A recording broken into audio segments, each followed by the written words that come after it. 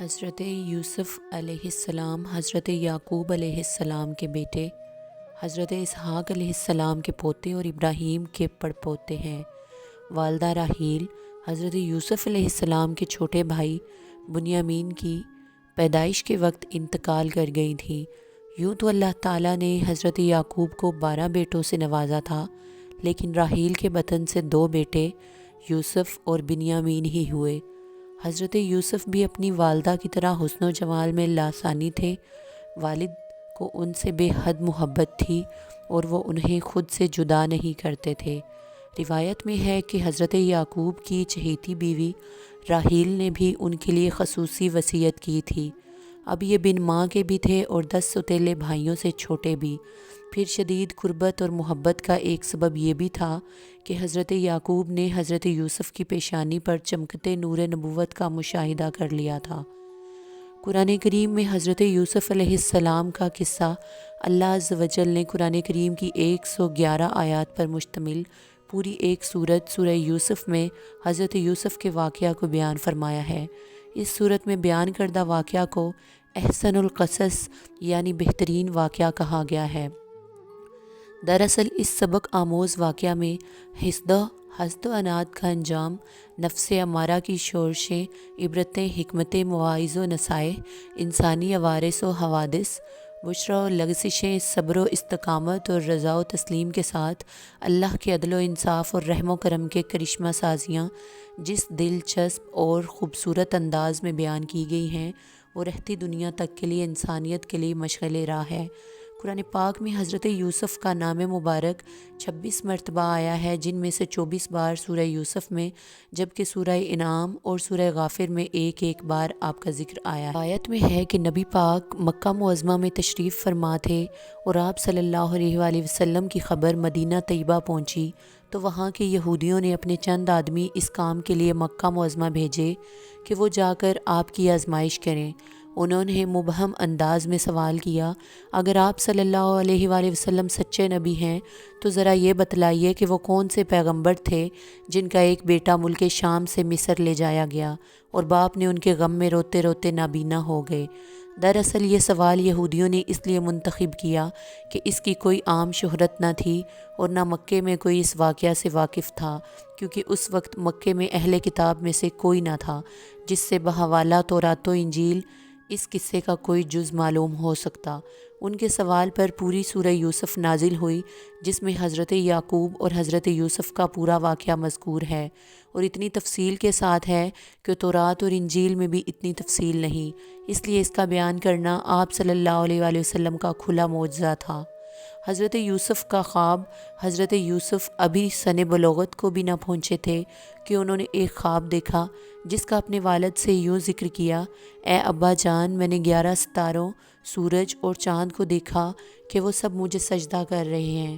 حضرت یعقوب نے جب بیٹے کا خواب سنا تو سمجھ گئے یہ بڑے ہو کر اللہ کی جانب سے ایک عظیم منصب پر فائز ہوں گے، اس لیے انہیں خدشہ ہوا کہ یوسف کے سوتیلے بھائی ان کی عظمت کا اندازہ لگا کر شیطان کے بہکاوے میں آ کر ان کے دشمن نہ ہو جائیں اور انہیں کوئی نقصان نہ پہنچائیں۔ چنانچہ انہوں نے کہا، پیارے بیٹے، اپنے اس خواب کا ذکر اپنے بھائیوں سے نہ کرنا، ایسا نہ ہو کہ وہ تمہارے کوئی فریب کاری کریں۔ کچھ شک نہیں کہ شیطان انسان کا کھلا دشمن ہے۔ سوتیلے بھائیوں کا حسد، بعض مفسرین نے لکھا ہے کہ جس وقت حضرت یوسف اپنے والد کو خواب سنا رہے تھے، سوتیلی ماں دروازے کی آڑ سے باتیں سن رہی تھی۔ جب سوتیلے بیٹے گھر آئے تو اس نے یہ بات ان کے گوش گزار کر دی۔ وہ ویسے بھی حضرت یوسف سے حسد کرتے تھے، لہٰذا اس واقعہ نے جلتی پر تیل کا کام کیا۔ انہیں یہ کسی طور گوارا نہ تھا کہ ان کا سوتیلا بھائی شان و رتبے میں ان سے آگے بڑھ جائے، لہٰذا ان سب نے حضرت یوسف کو والد سے جدا کرنے کا فیصلہ کر لیا۔ انہوں نے آپس میں کہا کہ یوسف کو یا تو جان سے مار ڈالو یا اسے کسی ملک میں پھینک آؤ، پھر ابا کی توجہ صرف تمہاری طرف ہو جائے گی اور اس کے بعد تم اپنی حالت میں ہو جاؤ گے۔ ان میں سے ایک نے کہا کہ یوسف کو قتل نہ کرو بلکہ کسی اندھے کنویں کی تہہ میں ڈال آؤ تاکہ کوئی آتا جاتا قافلہ اسے نکال کر لے جائے۔ اگر تم کو کچھ کرنا ہی ہے تو یوں کرو۔ مفسرین لکھتے ہیں کہ کنویں میں ڈالنے کی تجویز بڑے سوتیلے بھائی یہودا نے دی تھی۔ اگلے دن 10 بھائی والد کی خدمت میں حاضر ہوئے اور کہا، ابا جان، آخر آپ یوسف کے بارے میں ہم پر اعتماد کیوں نہیں کرتے؟ ہم تو ان کے خیر خواہ ہیں، کل آپ اسے ضرور ہمارے ساتھ بھیج دیجئے کہ خوب کھائے پیے اور کھیلے، اس کی حفاظت ہمارے ذمہ ہے۔ حضرت یعقوب نے کہا، یہ امر مجھے غمناک کیے دیتا ہے کہ تم اسے لے جاؤ، اور یہ بھی خوف ہے کہ تم کھیل میں اس سے غافل ہو جاؤ اور اسے بھیڑیا کھا جائے۔ انہوں نے جواب دیا، ہم جیسی طاقتور جماعت کی موجودگی میں بھی اگر انہیں بھیڑیا کھا جائے تو ہم بالکل نکمے ہی ہوئے۔ حضرت یوسف بھائیوں کے ہمراہ اگلی صبح روانگی سے قبل حضرت یعقوب نے پھر ان 10 بیٹوں کو یوسف کی حفاظت کی یاد دہانی کروائی۔ حضرت یعقوب کافی دور تک ان کے ساتھ گئے، جب تک والد ساتھ رہے وہ بھائی کو گود میں اٹھائے رہے، لیکن جیسے ہی وہ نظروں سے دور ہوئے تو انہوں نے یوسف کو گود سے نیچے پھینک کر مار پیٹ شروع کر دی۔ ان سب کے دل پتھر ہو چکے تھے۔ ایسے میں ایک بار پھر بڑے بھائی یہودا کے دل میں رحم آیا۔ اس نے کہا کہ اس طرح اس بچے کو ضائع نہ کرو، یہاں قریب ہی ایک کنواں ہے، اس میں ڈال دو۔ اگر کسی سانپ وغیرہ نے ڈس لیا تو یہ مر جائے گا، اور اگر یہ زندہ رہا تو شاید کوئی بھولا بسرا قافلہ یہاں آ جائے اور اسے اپنے ساتھ لے جائے۔ اس طرح تمہارا مقصد پورا ہو جائے گا۔ یہودا کی بات سے سب نے اتفاق کیا۔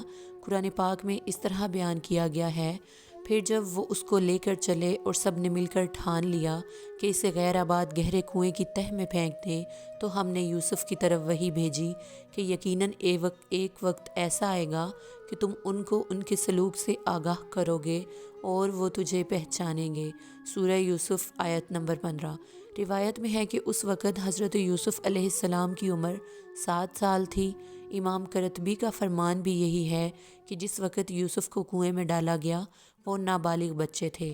تاہم تفسیر ابن کثیر میں 17 سال، جبکہ کچھ مفسرین نے عمر 12 سال بھی تحریر کی ہے، واللہ عالم۔ کنویں کے اندر امام قرطبی اور دیگر مفسرین نے حضرت یوسف کو کنویں میں ڈالنے کا واقعہ یوں بیان کیا ہے کہ جب وہ انہیں ڈالنے لگے تو وہ کنویں کی منڈیر سے چمٹ گئے۔ بھائیوں نے ان کے ہاتھ باندھے۔ حضرت یوسف نے بھائیوں سے رحم کی درخواست کی، مگر جواب ملا، جو 11 ستارے تجھے سجدہ کرتے ہیں ان کو وہ بلا، وہ تیری مدد کریں گے۔ پھر انہیں ایک ڈول میں رکھ کر کنویں میں لٹکا دیا گیا۔ جب نصف تک پہنچے تو ڈول کی رسی کاٹ دی گئی۔ اللہ تعالیٰ نے حضرت یوسف کی حفاظت فرمائی۔ پانی میں گرنے کی وجہ سے انہیں کوئی چوٹ نہیں لگی۔ انہیں قریب ہی ایک پتھر کی چٹان نظر آئی، وہ اس پر بیٹھ گئے۔ بعض روایات میں ہے کہ اللہ نے حضرت جبرائیل کو حکم دیا اور انہوں نے حضرت یوسف کو اس چٹان پر بٹھا دیا۔ آپ 3 روز تک اس کنویں میں رہے۔ بھائی یہودا دوسرے بھائیوں سے چھپ کر روزانہ ان کے لیے کھانا پانی لاتا اور ڈول کے ذریعے ان تک پہنچا دیتا تھا۔ والد کے سامنے آہو بکا حضرت یوسف کو کنویں میں ڈالنے کے بعد انہیں فکر ہوئی کہ اب والد کو کیا جواب دیں گے۔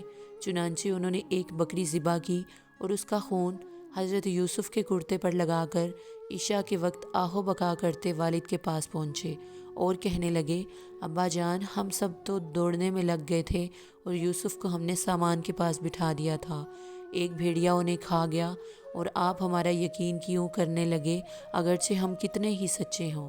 مفسرین لکھتے ہیں کہ انہوں نے قمیص کو خون میں لت پت تو کر دیا تھا، لیکن وہ یہ بھول گئے کہ اگر بھیڑیا یوسف کو کھاتا تو قمیص کیسے سلامت رہ جاتی۔ حضرت یعقوب نے قمیص دیکھ کر اندازہ کر لیا کہ یہ جھوٹ بول رہے ہیں۔ آپ نے فرمایا، میرے بیٹو، یہ کیسا حکیم اور عقل مند بھیڑیا تھا کہ یوسف کو اس طرح کھایا کہ کرتا کہیں سے بھی نہ پھٹا اور صحیح سالم رہا۔ آپ نے فرمایا، حقیقت یوں نہیں ہے، بلکہ تم اپنے دل سے یہ بات بنا کر لائے ہو، بس میرے لیے صبر ہی بہتر ہے، اور جو تم بیان کرتے ہو اس کے بارے میں اللہ ہی سے مدد مطلوب ہے۔ سورہ یوسف آیت نمبر 18۔ اللہ کی جانب سے امداد تفسیری قرطبی میں ہے کہ ایک تجارتی قافلہ جو ملک شام سے مصر جا رہا تھا راستہ بھول کر اس غیر آباد جنگل میں پہنچ گیا۔ قافلے کے لوگ پانی کی تلاش میں سرگرداں تھے کہ ایک شخص مالک بن دبر اس کنویں تک پہنچ گیا۔ اس نے پانی لینے کے لیے ڈول ڈالا۔ حضرت یوسف نے ڈول کی رسی پکڑ لی۔ مالک بن دبر نے ڈول کو بھاری دیکھ کر اوپر کھینچا، لیکن جب اس نے ڈول کے ساتھ ایک 9 عمر بچے کو دیکھا تو خوشی سے پکار اٹھا، ارے بڑی خوشخبری کی بات ہے، یہ تو بڑا اچھا لڑکا نکل آیا۔ صحیح مسلم میں شب معراج کی حدیث میں ہے کہ رسول اللہ صلی اللہ علیہ وآلہ وسلم نے فرمایا کہ میں یوسف علیہ السلام سے ملا تو دیکھا اللہ تعالیٰ نے پورے عالم کے حسن و جمال میں سے آدھا ان کو عطا فرمایا ہے اور باقی آدھا سارے جہان میں تقسیم ہوا ہے۔ بھائی کو فروخت کر دیا۔ مفسرین لکھتے ہیں کہ سوتیلا بھائی روزانہ کھانا لایا کرتا تھا۔ اس روز جب وہ کنویں پر آیا تو یوسف کو نہ پایا تو بھائیوں کو بلا لایا۔ سب یوسف کو تلاش کرتے قافلے والوں کے پاس جا پہنچے۔ ان سے کہا تمہارے پاس جو لڑکا ہے وہ ہمارا غلام ہے، ہم سے بھاگ آیا ہے، اب یہ ہمارے لیے بیکار ہے، تم چاہے تو اسے خرید لو۔ قافلے والے ایک اجنبی جگہ پر تھے، سو ان 10 بھائیوں کے خوف سے انہیں خریدنے پر آمادہ ہو گئے۔ حضرت ابن مسعود اور حضرت ابن عباس فرماتے ہیں کہ ان بھائیوں نے حضرت یوسف کو 20 درہم میں فروخت کر کے آپس میں 2 درہم تقسیم کر لیے۔ بازار مصر۔ تفسیر امام مجاہد کی روایت کے مطابق بھائی قافلہ روانہ ہونے تک وہاں رہے، کچھ دور ان کے ساتھ بھی چلے اور ان لوگوں سے کہا کہ اسے باندھ کر رکھیں، ایسا نہ ہو پھر بھاگ جائے۔ انہیں ڈر تھا کہ کہیں وہ بھاگ کر والد کے پاس نہ پہنچ جائے۔ قافلے والوں نے حضرت یوسف کو مصر کے بازار میں فروخت کر دیا۔ تفسیر قرطبی میں ہے کہ لوگوں نے بڑھ چڑھ کر قیمتیں لگانا شروع کیں، یہاں تک کہ حضرت یوسف کے وزن کے برابر سونے، وزن کے برابر مشک اور وزن کے برابر ریشمی کپڑے میں فروخت کر دیے گئے۔ حضرت یوسف کو خریدنے والا شخص عزیز مصر یعنی وزیر مملکت تھا، جو خزانہ اور امور سلطنت پر حاوی تھا۔ ابن اسحاق فرماتے ہیں کہ اس کا نام عطفیر بن روہیب اور اس کی بیوی کا نام رائیل بنت رمابیل تھا۔ ان دنوں ریان بن ولید مصر کا بادشاہ تھا، تاہم اکثر مفسرین نے عزیز مصر کی بیوی کا نام زلیخا لکھا ہے۔ زلیخا کا حضرت یوسف پر فریفتہ ہونا۔ عزیز مصر حضرت یوسف کو خوش اپنے گھر لے آئے اور بیوی کو نصیحت کی کہ اسے پیار و محبت سے رکھو۔ قرآن پاک میں ارشاد ہے، مصر والوں میں سے جس نے اسے خریدا تھا اس نے اپنی بیوی سے کہا اسے عزت و احترام کے ساتھ رکھو، بہت ممکن ہے کہ ہمیں فائدہ پہنچائے یا اسے ہم اپنا بیٹا ہی بنا لیں۔ یوں ہم نے مصر کی سرزمین میں یوسف کے قدم جما دیے۔ سورہ یوسف آیت نمبر 21۔ حضرت یوسف محل میں بڑے سکون اور اطمینان کے ساتھ رہ رہے تھے۔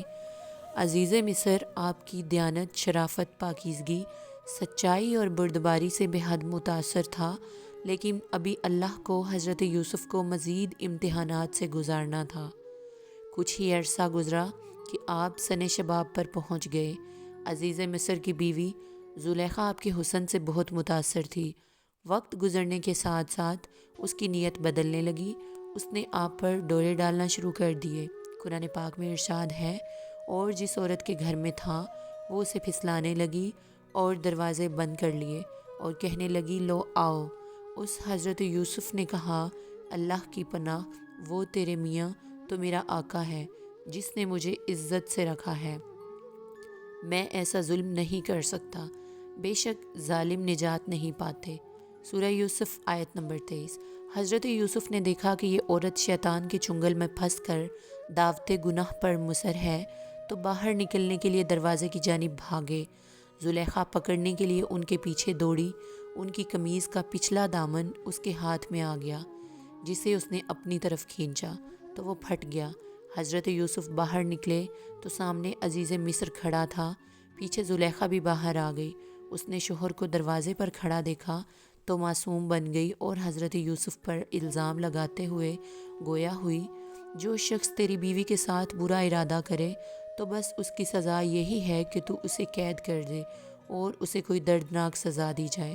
حضرت یوسف نے جب دیکھا کہ اس عورت نے الزام انہی پر لگا دیا تو صورتحال واضح کر دی، بولے یہی مجھے اپنے نفسانی خواہش پر پورا مجبور کر رہی تھی۔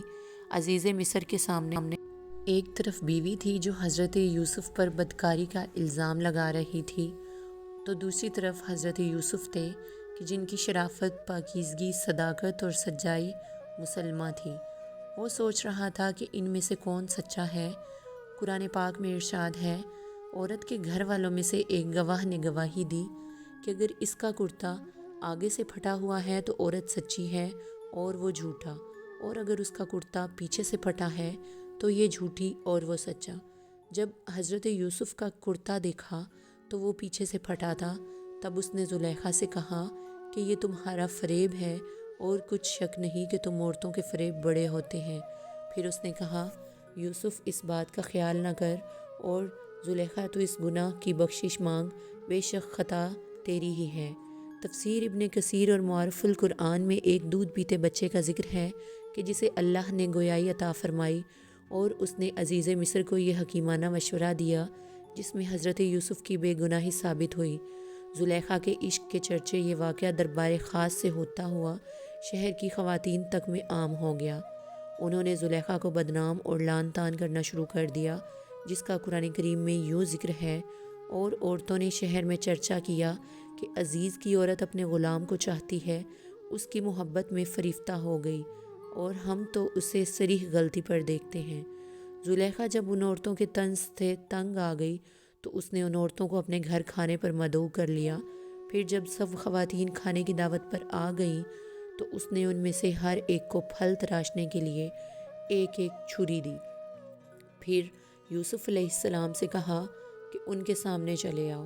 ان عورتوں نے جب حضرت یوسف کے حسن و جمال کو دیکھا تو ایسی مدہوش ہوئیں کہ پھل تراشنے کے بجائے اپنے ہاتھ کاٹ لیے، اور بے اختیار بول اٹھیں، سبحان اللہ، یہ انسان ہرگز نہیں، یہ تو یقیناً کوئی بزرگ فرشتہ ہے۔ جب زلیخا نے دیکھا کہ عورتیں تو یوسف کے جلوہ حسن سے مدہوش ہو گئی ہیں تو اس نے کہا، یہی وہ غلام ہے جس کے بارے میں تم مجھ پر لعنت ملامت کر رہی تھی۔ میں نے ہر چند اس سے اپنا مطلب حاصل کرنا چاہا، لیکن اس نے اپنے آپ کو روک لیا۔ جو کچھ میں کہہ رہی ہوں، اگر یہ کام نہ کرے گا تو قید کر دیا جائے گا اور رسوا ہوگا۔ حضرت یوسف کی دعا۔ مفسرین لکھتے ہیں کہ اس واقعہ کے بعد وہ عورتیں بھی زلیخا کے ہم نوا ہو کر اس کی تائید و حمایت کرنے لگیں، جس کی بنا پر زلیخا مزید نڈر ہو گئی تو آپ نے اپنے رب سے التجا کی، اے میرے پروردگار، جس کام کی طرف یہ مجھے بلاتی ہے اس کی نسبت مجھے قید پسند ہے، اور اگر تو مجھ سے ان کے فریب کو نہ ہٹائے گا تو میں ان کی طرف مائل ہو جاؤں گا اور نادانوں میں داخل ہو جاؤں گا۔ سورہ یوسف آیت نمبر 33۔ حدیث میں ہے کہ 7 آدمیوں کو اللہ تعالیٰ اپنے عرش کا سایہ عطا فرمائے گا۔ ان میں سے ایک وہ شخص ہے جسے کوئی ایسی عورت دعوت گناہ دے جو حسین و جمیل ہو اور جاہ و منصب کی بھی حامل ہو، لیکن وہ اس کے جواب میں یہ کہہ دے کہ میں تو اللہ سے ڈرتا ہوں۔